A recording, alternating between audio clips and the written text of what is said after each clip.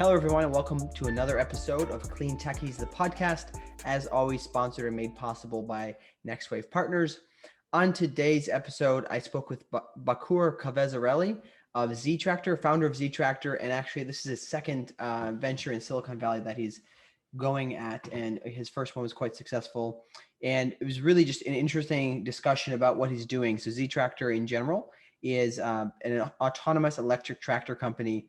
They're basically designing these tractors, and now they're working with a third party to manufacture them. So again, a lot of really interesting aspects as to what these electric and autonomous tractors can do for agriculture at large. But again, super interesting call with Bakur. He's got a really cool background originally from Georgia, the country, and just worked in banking and worked in finance for a while. Then ended up getting into the startup space in the States. So again, really interesting fellow, and I hope you enjoy today's episode as much as I did. Okay, let's start it. All right, very good. Well, welcome to the podcast, Bakur. I appreciate you joining us. I guess, just for everybody listening, could you, give us a quick background on just very briefly, we'll go into detail later, on what you're doing now, a little bit of how you got here, and just kind of the general things that are important to you. So, first of all, thank you for this opportunity and inviting me to talk about our innovation and the product. It's we got to this basically stage through the multiple testing and long way into the product. Product development takes time, and every product has own specifics, but once you're building something from the industry, which is agriculture in this case, you need to get industry's involvement, you need to get the feedback from the stakeholders and see the real use cases and basically play the role there, which will fix the gaps for the people who will be using this. So this was what our approach was, and because of that, it took a little bit longer than planned, probably. But on a daily basis, we were interacting with farmers and getting to know what are the problems besides just changing motor with the electric. Replacing engine with the motor and making autonomous features available. And I think this was very important journey for us to learn about customer needs. Yeah, so I guess could you maybe kind of, again, for a lot of the average people listening, many people aren't specifically in depth into the agriculture space. I know I grew up kind of with a farming background to some extent, but could you kind of just describe what exactly, how is your technology, how is your autonomous tractors, how are they helping innovate and, solve problems for farmers? Like, what are some of the major problems that you're solving? So there are multiple problems in farms, but the most painful today are related to the labor shortage or agricultural workforce migration inside the country or globally. And basically, there are many cases in California today when the tractor is parked, there's no driver, and you need to find alternative way to continue farming. And that's one big thing which we fix for farmers and for the farming community. And I think this is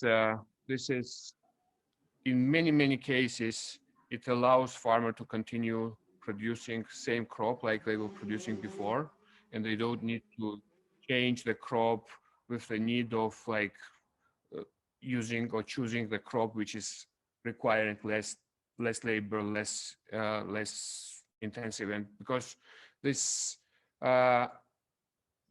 was the only option before, and now automation can fix that. This is one.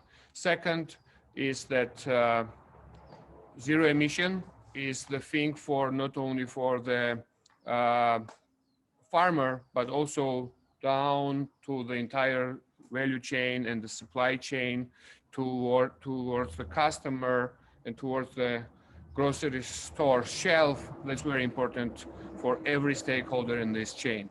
And that's another thing which we offer with our technology to the farmer.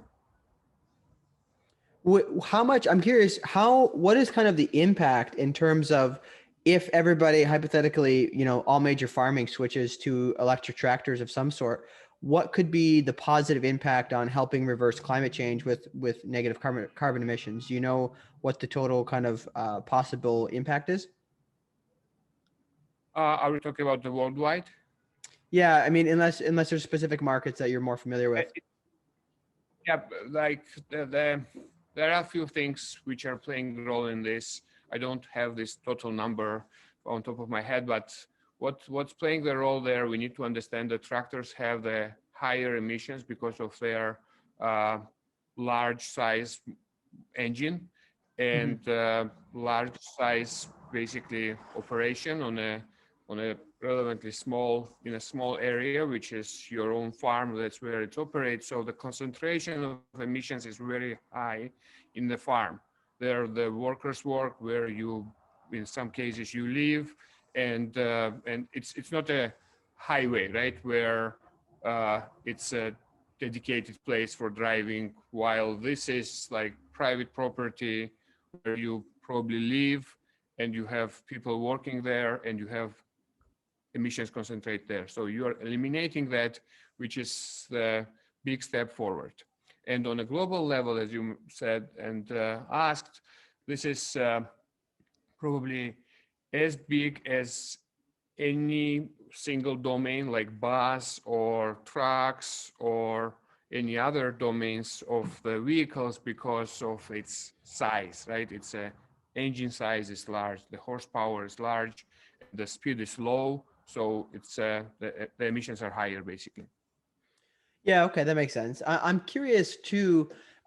What do you see as kind of the trend in farming? Because I've spoken with a couple other guests, I believe, on the idea of getting away from industrial farming to more localized supply chains in order to help reduce overall emissions as well. Like, is that something that ZTractor is trying to accomplish too? Are these tractors mainly going to be used for smaller farms, bigger farms? Like, where can you guys add value there as well? Look, we have customers who owned the farm but never were involved in management. They were mostly like renting out the land, or somebody was leasing their land or something like that. And now with our tractor, with ZTractor, they can start farming. That's an enabler for some people to start farming and do their wherever the farm was producing with their own capacity locally, right, with their family. So that's why it is the shift towards more local, but at the same time, we need to understand that cost driver for a food or vegetables and everything like fresh grown in a farm is tractor one of them, right? It's inputs and labor, but tractor is one of the contributors to that cost. And this is also like, it's a cost saving. And for some farmers, it will make them more competitive. For example, they're growing something which is less competitive on this specific local location in, I don't know, let's mention anything in California, but because they can produce it more effectively now, becoming more competitive, so they are choosing the crop based on this market demand and like competitiveness and efficiency. So this is, I think, another important aspect of this business. Okay, got it. Yeah. So how is the model working for when farmers, again, I spent a few months on a farm, and I think it'd be curious to understand when you talk about cost savings, what are some of the things that you should mention? Because I'm from Wisconsin originally, and a lot of the farming there is kind of old school mentality, not huge farms, a lot of smaller farms. What are some of the pros to having an electric tractor for these, smaller farms? Like, what are the objections that you're seeing, and how do you overcome those to kind of explain to them the value of switching over? First, you can farm on a bigger area. You can increase area of farming with this approach, because the tractors working hours are longer. There's no lunch break for the tractor because it's unmanned completely, and so it can effectively work like 24/7. Right? This is one thing which in some cases farmers choose. Farmers make a choice of ZTractor because of that. In many other cases, it's labor shortage. Just forces farmer to reduce the operation size, and if this is the available to them, that's a solution, right? Another reason why they consider, or like it's part of a value proposition also, it's a soil compaction, right? With our tractor, the soil compaction is lower, which basically improves the quality of the topsoils over time. So these are the immediate benefits which they can see, and they basically observe while switching to ZTractor. And I'm curious, what are the, I guess, in terms of, let's say, a small farm, maybe a 300-acre farm or a 400-acre farm wants to kind of add one of these tractors to their fleet. What is the education going to be required for the farms to learn how to run these, right? Again, assuming that they're using, old International Harvester tractors or something like that. Like, what are they going to have to learn? Are there any major technology upgrades that they're going to have to, bring into their farming operation to be able to achieve and make it worth it? Uh, so the it's done by the software, and you have a very intuitive UX on your tablet, which basically we took some of the elements of the tractor uh, drivers dashboard, right? Which, Mm-hmm. for example, the speed we adjust with the turtle versus the rabbit. If you've seen on the tractor, those buttons. So these are like it's a blend of what's have been done in the tractor on tractor's dashboard, but also it's in some ways it's also gamized. You can like it's kind of game also. You can pre-program, you can plan, and then you see the accomplishments down the line.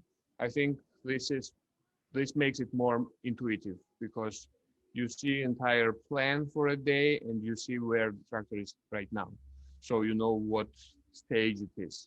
And I think that's we obviously provide the manual, and it's uh, fairly easy to pick up. I think one day or even maybe a Yeah. few hours would be enough to pick up and start driving it safely and effectively in terms of like using implement.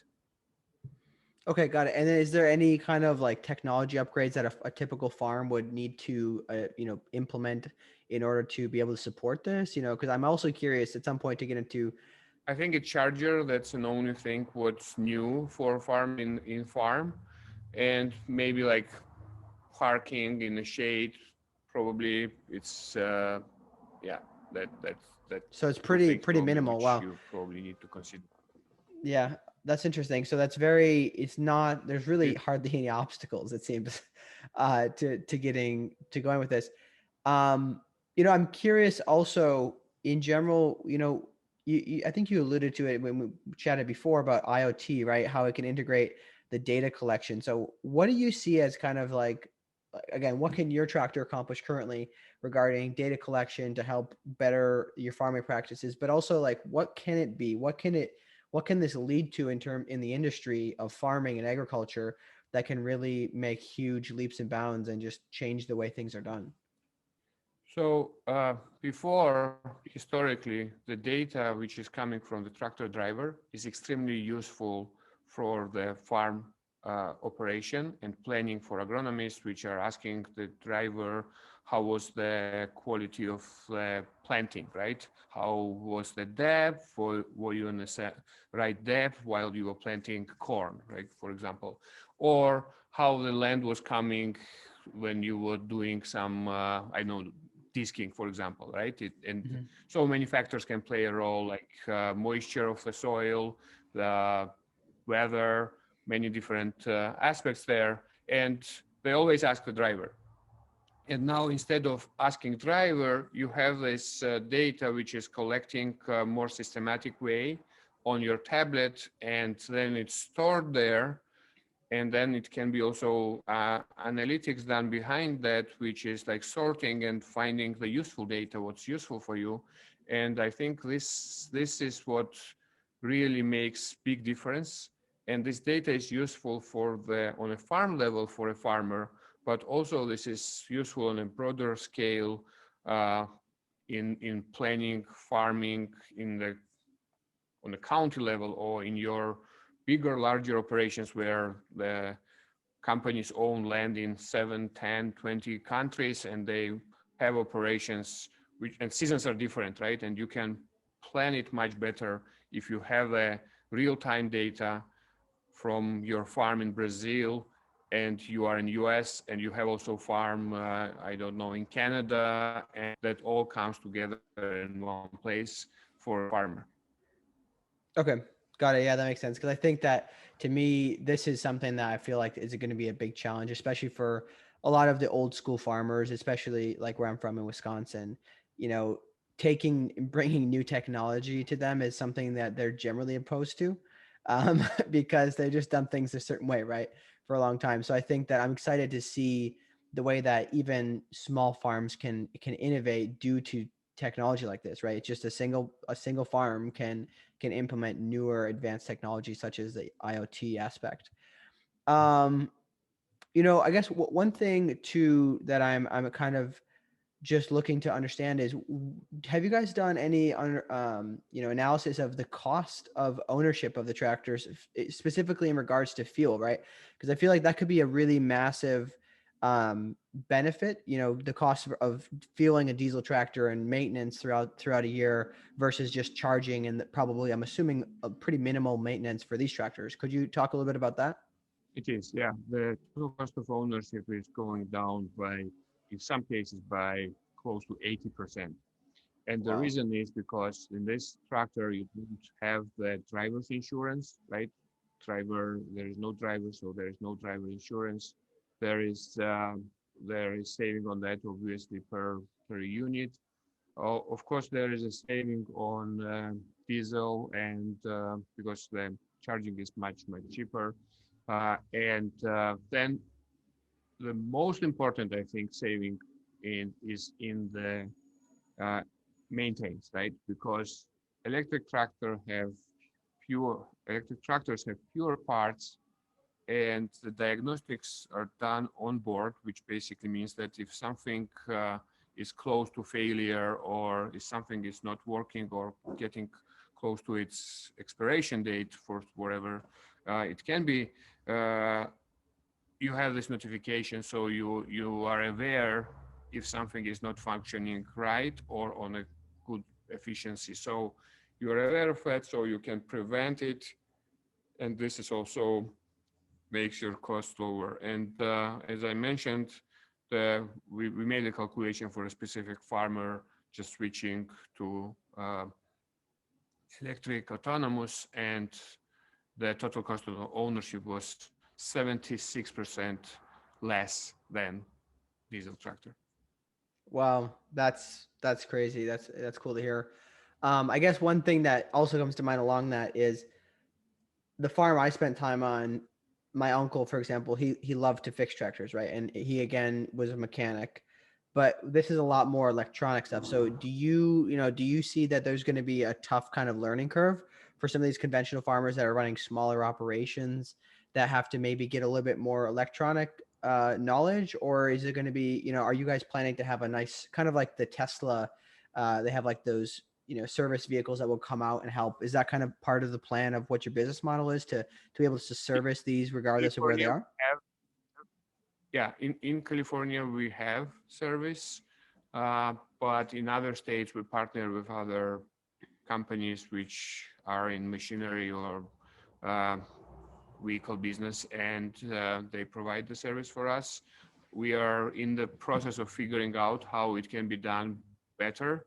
But the good news, and I think that's a big advantage we have, the troubleshooting can be done remotely from our head office. our head office can troubleshoot any tractor anywhere worldwide on the software side, but also detect the problems with the hardware and, for example, send you the part and you replace this part yourself, and there is no cost related to maintenance. Oh wow, that so that can also speed up the process because I know some of the times, like the biggest issue is we'd have a tractor go down in the field and you had to go out there and figure it out and then drive to a dealership and get something. So that's awesome. Um, I guess I'm generally curious. I want to back up a little bit. I know we didn't do it a whole lot. I'm curious, kind of, could you relay in more detail the journey of what ended up leading you to decide to start this venture? Because if I understand correctly, you've also done another B2B venture that was a marketplace for major agriculture producers of food. Could you just walk me through a little bit more of that background and kind Sure, of sure, what sure. your motivation Yes. was? That's you mentioned that already. This marketplace which we were running between US and Europe, exporting the specialty crops like dry beans from North Dakota to the markets like it. Example, uh, that's where I learned about the requirements from the retailers, from the large retailers in Europe on CO2 reduction plan or action plan on a CO2 reduction with CO2 reduction focus on a farm level. And that's when I was thinking that that's an opportunity for electric tractors, but I knew that large or traditional tractor makers won't do this without basically must need of that's basically a little bit offset of the business model that traditional tractor companies have, which is heavily the aftermarket. And in electric tractors, the aftermarket business is much smaller as we have less parts, right? I mentioned, and then these parts are also like uh, the suppliers of these parts are the companies which are not in tractor business, basically, right? For example, Mhm. NVIDIA. Then it's yeah. So it's different parts, different business model. Okay, got it. So it was through seeing that need to lower carbon reduction, especially it sounds like throughout the European kind of forward thinking about reducing carbon, because again, it was a lot further ahead than the US, for example. That's how you saw the That opportunity and start developing it? yes, that's exactly right. And I have also farming background, and I had myself cases when we couldn't find the drivers for all our tractors, right? And Mm, this is like I think that part was obvious, and it's obvious for everyone, but it wasn't possible because the auto industry invested so much time and capital to make uh, some technologies available for everyone, like for example LiDAR, which was heavily supported by the auto industry to get it at the right price, the right range, and to guarantee the safe operations, right? And same with the lithium ion, right? In last 3 decades, the price I think of the kilowatt of lithium ion battery drawn down by 98% in the last 3 decades. So I think that all together made it possible. yeah, that's true. Obviously, every industry helps build upon the next. So, also, in general, with the journey of ZTractor, it sounds like you guys are about 3 years old currently, correct? Yep, it's a bit more than Yep. 3 years. A little more three. Okay. So what have been the biggest challenges of growing this company in general? There are so many when you do something like ZTractor and the product, you have software, you have hardware, and you have a product. And it's hard to say one which was the biggest problem, but I think overall the uh, getting to understand the customer, that was a challenge because every farmer has own approach to their operations, their farm operations, and to make sure that the feature you are adding and you think it's a priority feature and you spend If it's like software, you can easily spend 6 months developing it. This Yeah. feature will be really useful, right? And we have done some features which we realized later that it was not the priority, and we should not be doing, for example, something like voice communication with tractor, right? We spent some time doing like developing software on that, but that's not a top priority today. But one farmer was thinking that that's a good idea to have, and we jumped on Yeah. it. We were doing this, but we never completed it. Maybe sometimes in the future we will, and it will be useful for that perspective. But I think this allocation of resources is very important at the beginning, and to do only things which are must and basically mandatory in some cases for tractor operations, right? Mhm. And even if you feel that that's a cool idea, let's do that. I think that everything cool can wait. Everything functional is a priority. That would be my summary Yeah, on that's, I feel like that's a good way to put it. problem discovery and yeah. Yeah, for sure. Also generally, I'm curious. I've been curious in terms of financing. So when developing this, obviously it takes money up front to do this. What was your experience working with investors? Did you find initially that people were really open to hearing about what you had to offer? Were there a lot of challenges and things you had to get in line first before they would invest? I'm curious about that.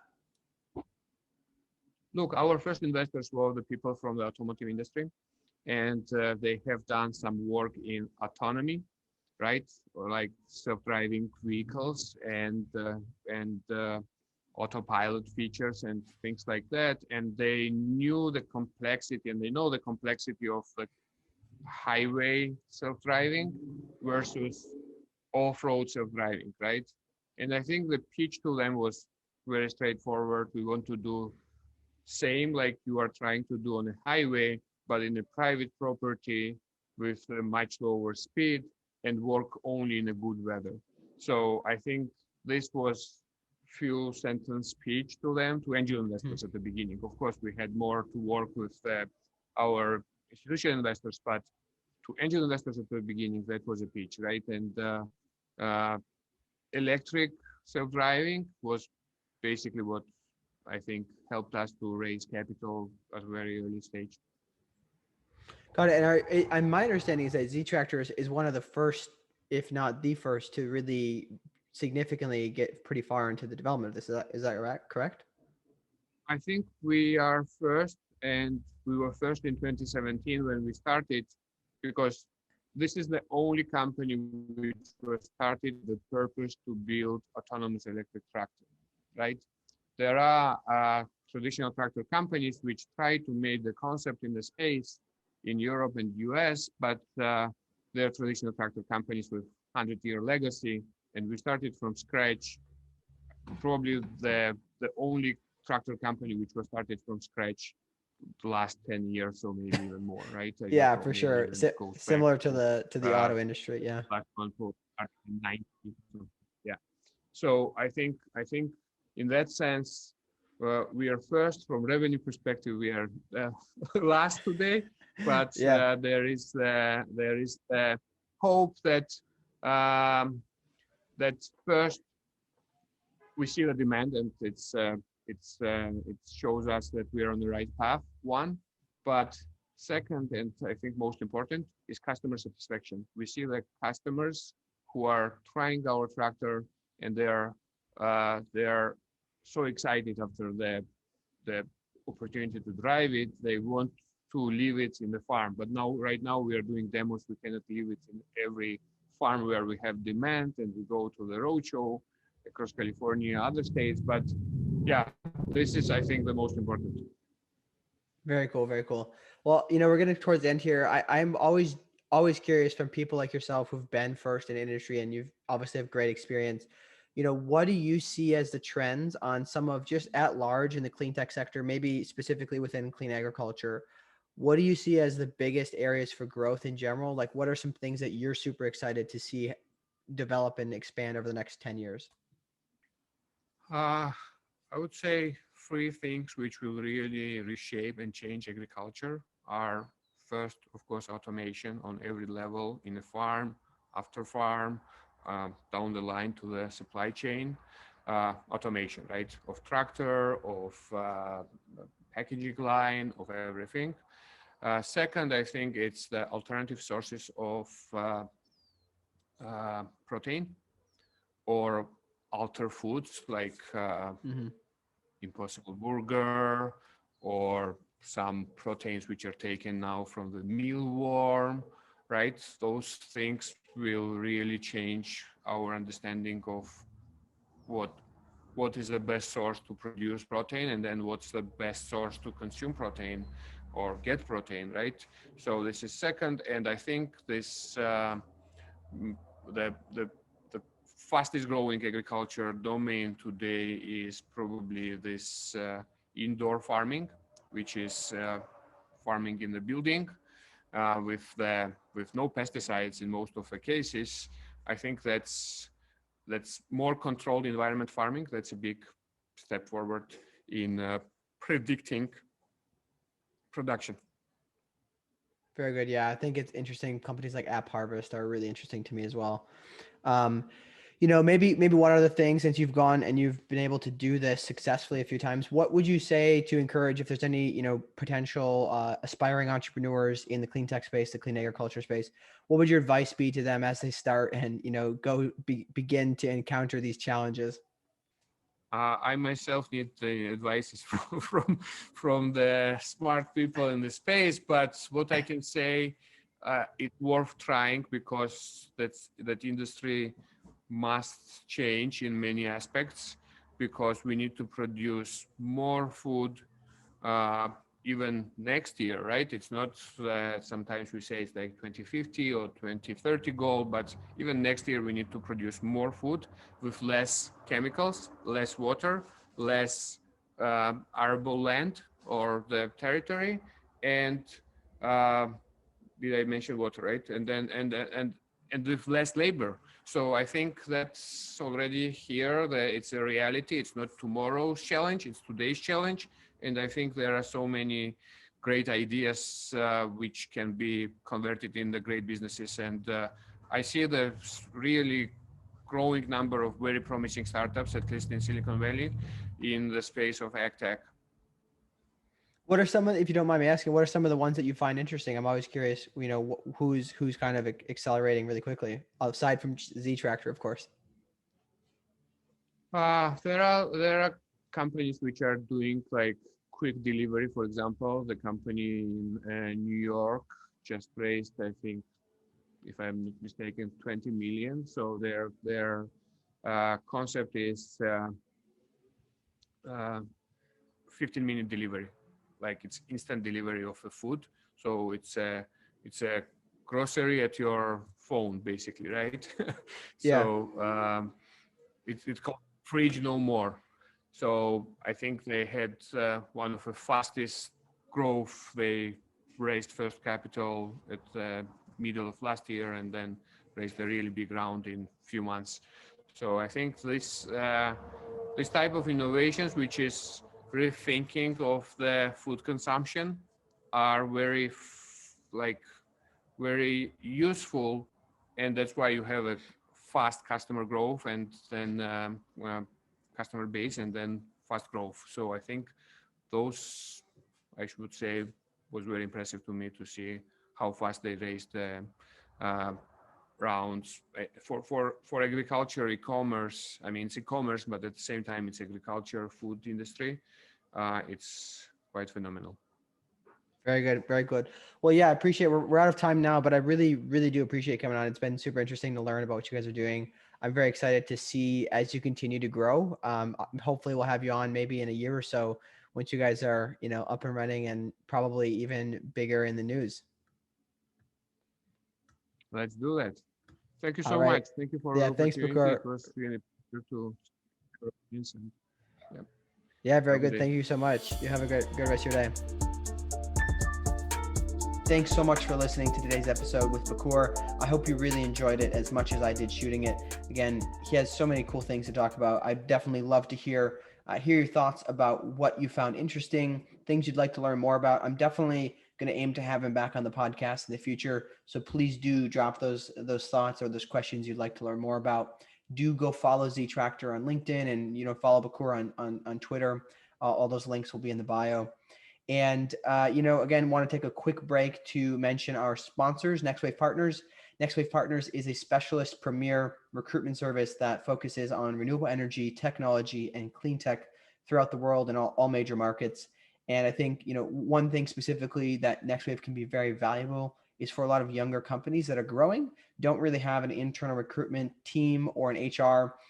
Next Wave can act as that partner to help grow and to get into that stage where it's a more stable business. So reach out to info@nextwave, next-wavepartners.com for more information about that. I also want to, again, remind people, if you are interested in, if this is your first time joining the podcast, please do subscribe and share it with your friends, share it with people who are interested in this space. Again, the whole purpose of this is to help other people learn about the cool things that are going on in the space, as there's so many. As well as, if you're interested, please do join the Slack channel. CleanTechies, the Slack channel, in order to just be more involved and get a little bit more inside scoop. It's still a new channel, but lots of interesting things can happen there and will happen there in the future. We want to foster innovation in the space, getting people to be able to connect through there. And there's a lot of resources that I share in there too. But yes, thanks so much for listening again today, guys, and we will see you next time.